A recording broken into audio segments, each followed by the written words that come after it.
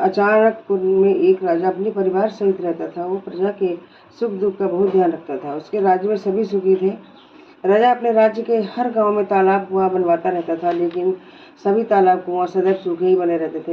इस वजह से राजा हमेशा चिंतित रहता था कि ऐसा कोई उपाय तो होगा इसके करने से पानी की समस्या का निदान हो जाएगा। एक दिन राजा अपने दरबार में पानी के विषय में मंत्री और सलाहकारों से चर्चा कर रहा था कि अचानक एक आकाशवाणी होती है कि हे राजा, तुम अपने इकलौते पुत्र की बलि दोगे तभी तुम्हारी इस समस्या का हल होगा, वरना तुम ऐसे ही पानी के लिए चिंतित रहोगे। इस आकाशवाणी को सुनकर दरबार में बैठे सभी लोगों को आश्चर्य होता है और सभी दुखी हो जाते हैं। सभी सोचते हैं कि यदि राजकुमार की बलि दे दी जाएगी तो राजा का वंश ही खत्म हो जाएगा।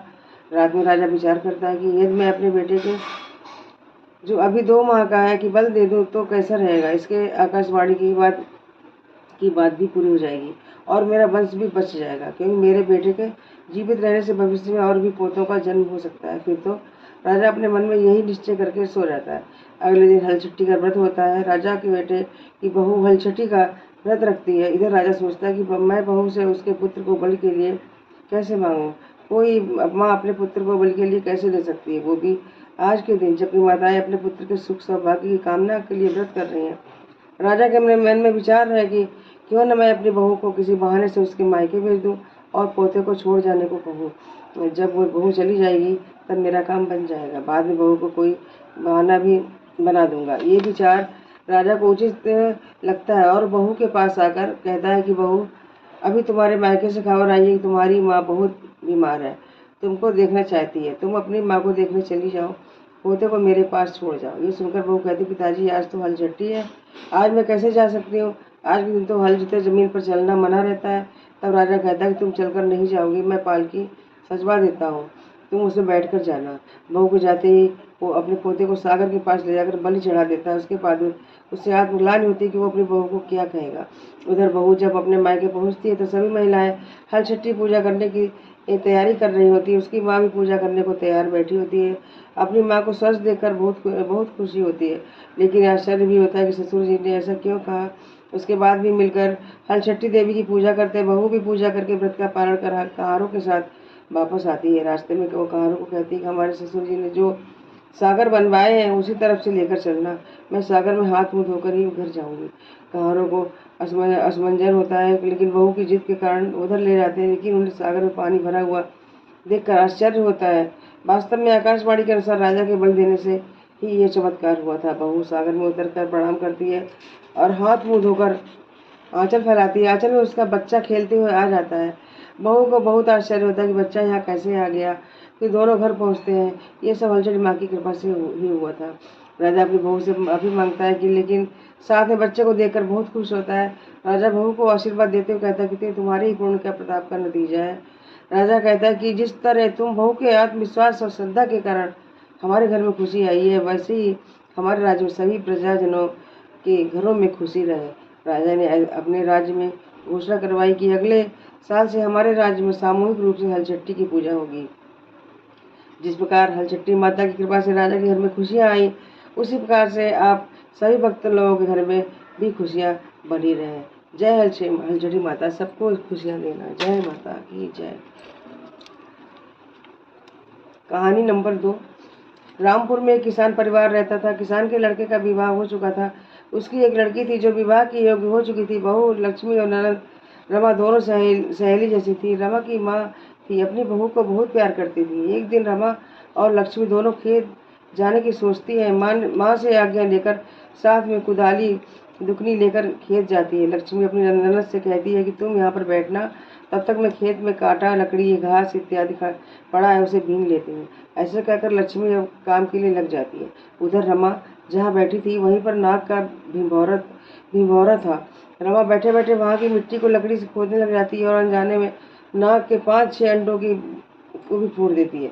इससे नागिन को बहुत ही गुस्सा आता है और वो रमा को काटने के लिए आती है। रमा चिल्लाती दौड़ती है कि इतने में रमा के पीछे नागिन को आते देख लक्ष्मी रमा को अपने पीछे करके नागिन से हाथ जोड़कर प्रार्थना करती है और कहती है, हे माँ, आप मेरी ननद को भूल हो गई से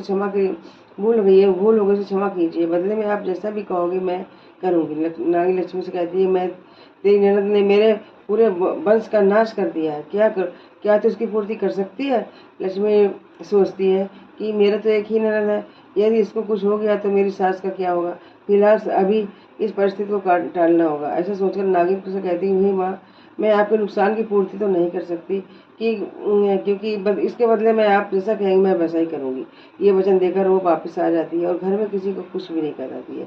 समय धीरे धीरे बीतता जाता है। रमा की शादी हो जाती है और वो अपने ससुराल चली जाती है। लक्ष्मी भी अपना वचन भूल जाती है। कुछ समय बाद लक्ष्मी एक सुंदर बालक को जन्म देती है। परिवार में खुशियां मनाई जाती है। छठी की रात को नागिन आती है और लक्ष्मी से उसका बच्चा मांगती है। लक्ष्मी सोच पड़ जाती है और अपना वचन याद आते ही वो अपना बच्चा नागिन को दे देती है। दूसरे दिन सुबह जब सभी को बच्चे लोप होने की खबर मिलती है तो घर में मातम छा जाता है। समय अपनी गति से चलता रहता है। कुछ समय बाद लक्ष्मी फिर एक सुंदर बालक को जन्म देती है। छठी की रात को नागिन आती है और लक्ष्मी से बच्चा लेकर चली जाती है। घर में फिर से मातम छा जाता है। धीरे धीरे समय बीतता जाता है। धीरे धीरे करके लक्ष्मी अपने 5 बच्चों को नागिन के हवाले कर चुकी होती है। उसकी सास अब उसे ताना कसने लगती है कि और उसे दुख देने को लगती है। कुछ समय के बाद लक्ष्मी छठवीं बार गर्भ धारण करती है तो उसकी सास उसे डायन कहकर घर से निकाल देती है। अब ऐसी स्थिति में लक्ष्मी अपनी माँ के घर पहुँचती है। अपनी बेटी को ऐसी दयनीय स्थिति में देखकर माँ का दिल बहुत दुखी होता है और वो अपनी बेटी से पूछती है कि तेरी ऐसी हालत कैसे हो गई? लक्ष्मी रोते सुबकते हुए अपनी पूरी कहानी अपनी माँ को बता देती है। उसकी माँ सब सुनने के बाद उसे सांत्वना देते हुए कहती है, तू चिंता मत कर, सुखपूर्वक यहाँ रह, धीरे धीरे सब ठीक हो जाएगा। समय आने पर लक्ष्मी एक सुंदर बेटे को जन्म देती है।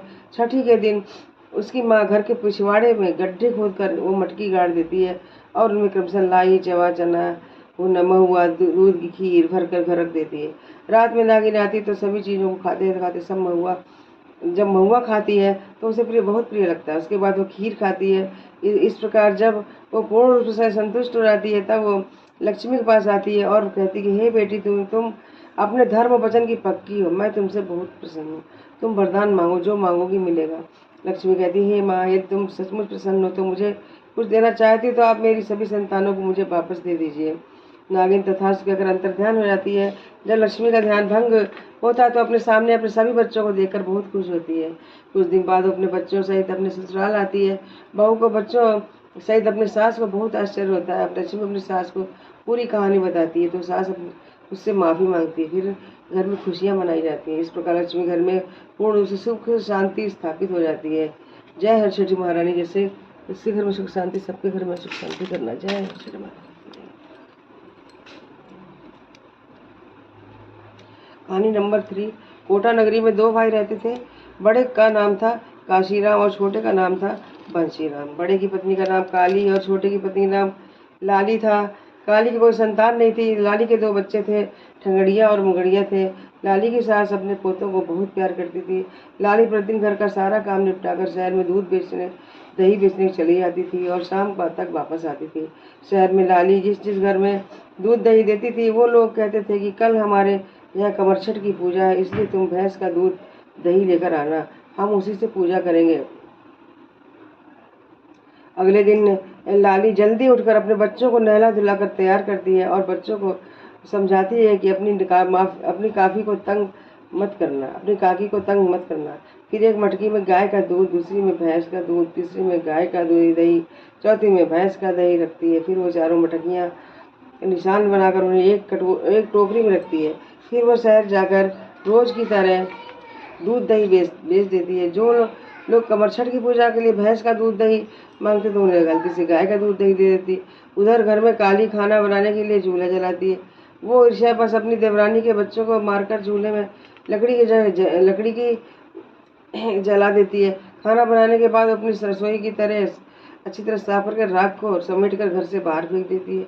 उधर कुछ देर में लाली को याद आता कि भैंस के दूध और भैंस के दही वाली मटकी ज्यों की त्यों भरी है। फिर वो सबके घर दौड़ी जाती है। सभी महिलाएं एक ही घर में एकत्रित होकर घर की पूजा की तैयारी कर रही होती है। लाली हाथ जोड़ कर कहती, मेरे से गलती हो गई है, मैंने आपको भैंस के दूध दही की जगह गाय का दूध दही दे दिया है।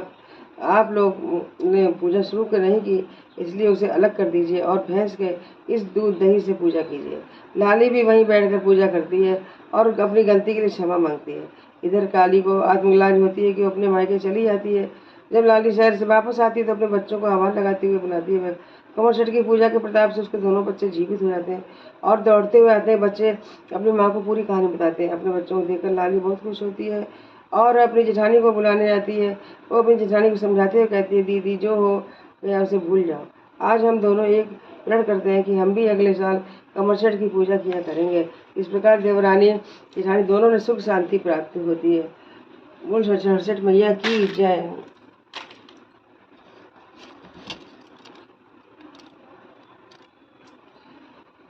कहानी नंबर 4। रामगढ़ में एक ब्राह्मण परिवार रहता था। ब्राह्मण का नाम रामलाल था। वो बहुत ही सरल स्वभाव का था, लेकिन उसकी ब्रह्माणी ललिता बहुत ही क्रूर स्वभाव की थी। तभी अभी तक उनके कोई संतान नहीं थी। उनके बच्चे पैदा होते ही मर जाते थे। इस प्रकार उनकी 4 संतानें मर चुकी थी। कुछ समय बाद उनके यहाँ 5वीं संतान उत्पन्न हुई। जब वो 6 माह की हो गई तो एक दिन ललिता अपनी रौताइन के बच्चा सौ को नदी पर नहाने चली जाती है। रौताइन बच्चे को खिलाते खिलाते सोचती है कि मेरे घर में नमक नहीं है, इसलिए थोड़ा सा नमक ललिता के घर में से निकाल कर ले जाती है। बच्चा ये देखकर हंसने लगता है। तब रौताइन पूछती है कि तुम क्यों हंस रहे हो? तब बच्चा कहता है, अभी यहाँ पर मेरी माँ नहीं है, इसलिए तुम और कुछ ले जाना चाहते तो ले जाओ। रौताइन कहती है, तब तक मैं कुछ नहीं ले जाऊंगी जब तक तुम अपने हंसने का कारण नहीं बताओगे। तब बच्चा कहता है, पता नहीं मेरी माँ ने पिछले जन्म में कितना नमक चुराया होगा, जो कि उसकी सजा उसे अब तक मिल रही है। तब तक उसके कोई सुख प्राप्त नहीं हो पाया है। रौतान कहती है, तुम उसके पास हो जाओ तो उसे इससे बढ़कर और क्या सुख चाहिए? बच्चा कहता है कि मैं तो एक दिन रहकर वापस चला आ जाऊंगा। रौतान पूछती है, क्या कोई उपाय नहीं है कि मेरी मालकिन को संतान सुख मिले? तब बच्चा कहता है, अगर मेरी माँ कुतिया बनकर भगवान के दरबार में उपस्थित होकर वहाँ का वार्तालाप चुपचाप सुने और यहाँ आकर वैसा ही करेगी तो वो ऋण से मुक्त होगी। ऐसा बोलकर बच्चा चुप हो जाता है। ललिता नहाकर आती है और रौतान पूरी कहानी बताती है। ललिता कहती है, तुम झूठ बोल रही हो, इतना छोटा बच्चा ये कैसे बात कर सकता है? तुम मुझे डरा रही हो। रौतान कहती है, जो सच है वही बता रही हूँ, आप माने ना माने आपकी मर्जी। रामलाल वहाँ से कथा पढ़कर आता है तो ललिता उसको भी सब बात बताती है। रामलाल को आश्चर्य होता है कि बात आई गई हो गई। दूसरे दिन ये बच्चा एकदम से बीमार पड़ जाता है। अगले दिन बच्चा मर जाता है। ललिता को रौतान की बात याद आती है। उधर रामलाल अपने एवं अन्य लोग बच्चे को शमशान ले जाने की तैयारी करते थे। ललिता कुतिया का रूप बनाकर बच्चे के पीछे पीछे जाती है। बच्चा भगवान के दरबार पहुंचकर बहुत खुश होता है। भगवान वहाँ पर बैठे हुए सही बच्चे से पूछते हैं कि अब ललिता के घर कौन जाएगा? कोई भी बच्चा जाने के लिए तैयार नहीं होता है। आखिर में छोटा बच्चा बचता है। भगवान उसे जाने के लिए कहते हैं तो बच्चा भगवान से पूछता है, कोई भी जाने के लिए तैयार नहीं है तो आप मुझे क्यों भेज रहे हैं? भगवान कहते हैं, ये तुमको नहीं रहना है तो कुछ समय बाद वापस आ जाना। बच्चा पूछता है, मैं कैसे वापस आऊँगा? भगवान तक कहते हैं, तुम जो वस्तु न रहे उसकी मांग करना, जो वस्तु ना मिले तो रूठ कर वापस चले आना। जैसे गर्मी के दिन में कीचड़ की मांग करना और बरसात में गर्म धूल की। जब तुम्हारी बुआ नए कपड़े पहने हुए हो तब तुम हाथ मुंह गंदा करके उसकी गोदी में चले जाना। इसमें तुम्हारी मांग पूरी न होने पर तुम वापस आ जाना। बच्चा इन बातों को सुनकर ललिता के घर उसका बच्चा बनकर बजाने को तैयार हो जाता है। ललिता सब बातें सुनकर जल्दी से घर वापस आ जाती है। कुछ दिनों बाद उसके बच्चा होता है। फिर धीरे धीरे बच्चा बड़ा होता है। साल भर के बाद ललिता मौसम के अनुरूप सभी चीज़ों को इकट्ठा करने लगती है। ये अपनी ननद को बुलाकर सभी बातें समझा देती है। जब बहुत गर्मी पड़ती है तो बच्चा अपनी माँ से कीचड़ खेलने की मांग करता है। ललिता खुशी खुशी आंगन में कीचड़ बिखरा देती है। बच्चा उसमें लोट पोट करता है। थोड़ी देर में अपनी बुआ को देखकर गोदी लेने की जिद करता है। उसकी बुआ से गोदी उठाकर प्यार करती है।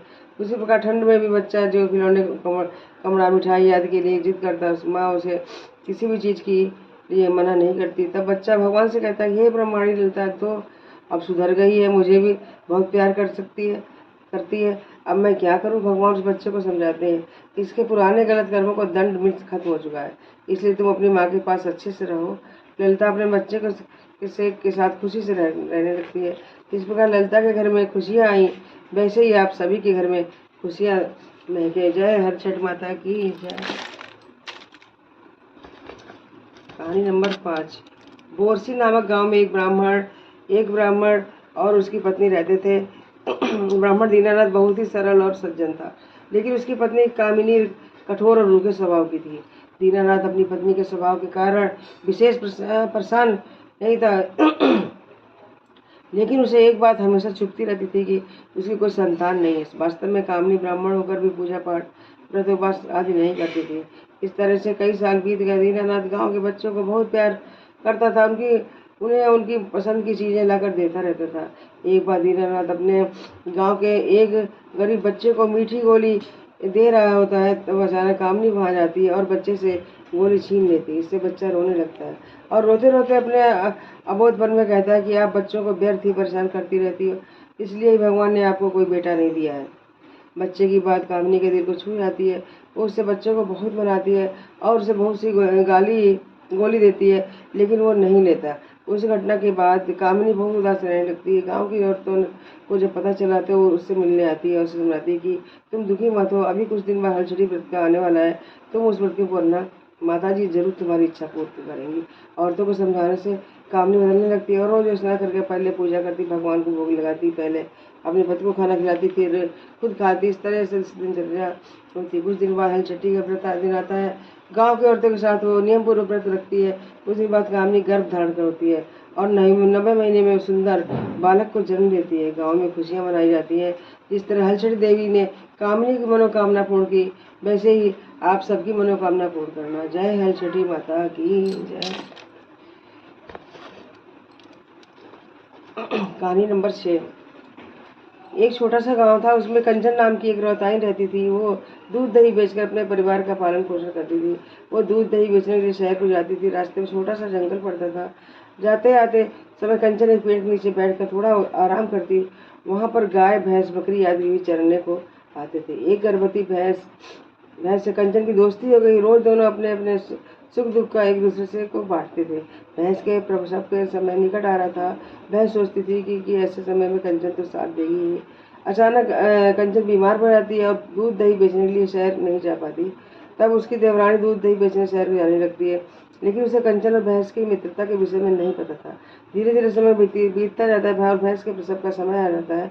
भैंस दर्द से कराह रही होती है कि सामने से कंचन की देवरानी आती दिखाई देती है तो भैंस उसे मदद के लिए पुकारती है। देवरानी कटु स्वर में कहती है, मेरे पास समय नहीं है, अब मुझे जल्दी घर जाकर शाम से पहले वापस आना है। ये कहकर वो वहाँ से चली जाती है। तब भैंस क्रोध में श्राप देती है, मेरा प्रसव 6 महीने महारानी की दया से अच्छे से निपट जाएगा और मेरा बच्चा दौड़ने भी लगेगा, लेकिन तुम मनुष्यों को अपने बच्चों को पालने में बहुत अधिक मेहनत करनी पड़ेगी। उस महिला की लापरवाही के कारण पूरी मनुष्य जाति को ये श्राप मिला। इसलिए सही मनुष्य के हर समय हर किसी की मदद करने को तैयार रहना चाहिए। इसलिए हरछठी महारानी की पूजा व्रत करना चाहिए, अवज्ञा नहीं करनी चाहिए। हलचट महारानी का प्रेम से पूजन करना चाहिए। जो भी हलचट महारानी का पूजन करता है, कथा सुनता है, अच्छे से पूजन करता कथा सुनता है, तो हलचट महारानी उसकी सभी मनोकामना पूर्ण करती है। उसके घर में पुत्र पौत्र धन आदि सब कुछ भरा रहता है, सब संपन्न रहते हैं, हर सब तरीके से वंश में वृद्धि होती है। जय हलचटी माता की जय।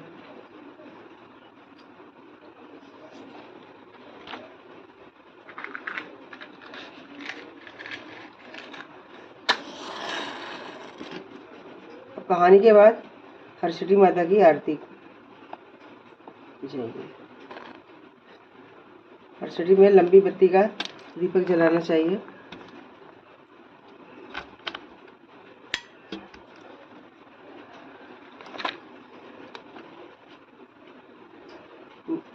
बत्ती और भैंस का घी और लंबी बत्ती का दीपक और उसमें कपूर डाल करके आरती करनी चाहिए।